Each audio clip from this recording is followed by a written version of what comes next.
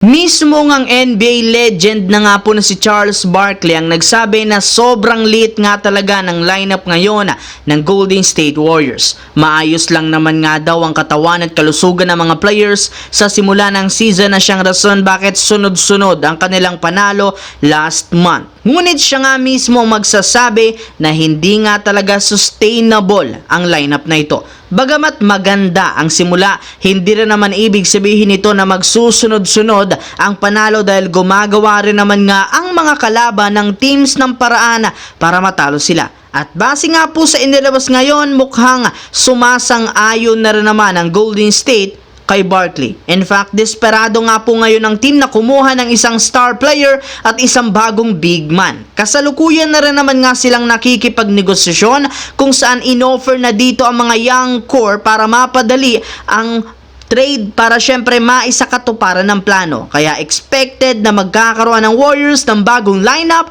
sa trade deadline. Samantala, simula nga po nang mag-umpisa ang trade season, nakikipag-usap na nga po si Rob Pelinka sa ibang mga teams para makagawa ng trade bago ang deadline sa February. At ayon sa naging pahayag ni Jovan Bohan ng The Athletic, tatlong klaseng player ang gustong makuha ng Lakers. Isang tough, physical at defensive-minded center, isang 3-and-D wingman na kayang mag-complement kina Davis at LeBron bilang isang starter at closer, at higit sa lahat isang quick athletic guard na merong defensive abilities. Dagdag pa nito, isa nga sa mga teams na willing tumulong sa Lakers ay ang Brooklyn Nets.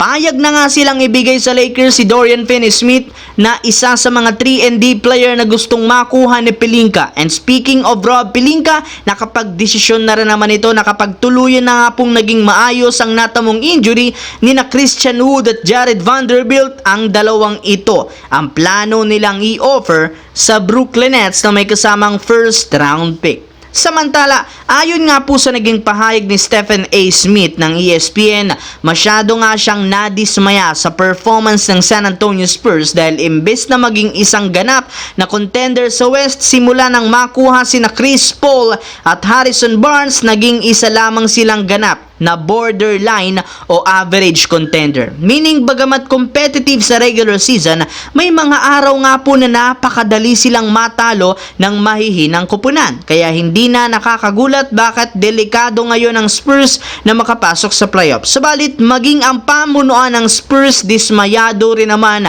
sa performance ng team. Kaya ibinulgar nga nito na isa sa mga plano nilang gawin bago ang trade deadline ay kumuha ng isang superstar kung saan gagamitin nila ditong offer si Keldon Johnson. As of today, may ilang malalaking pangalan na nga ang nakadikit sa kanila, kagaya ni na Jimmy Butler ng Miami Heat at LaMelo Ball ng Charlotte Hornets.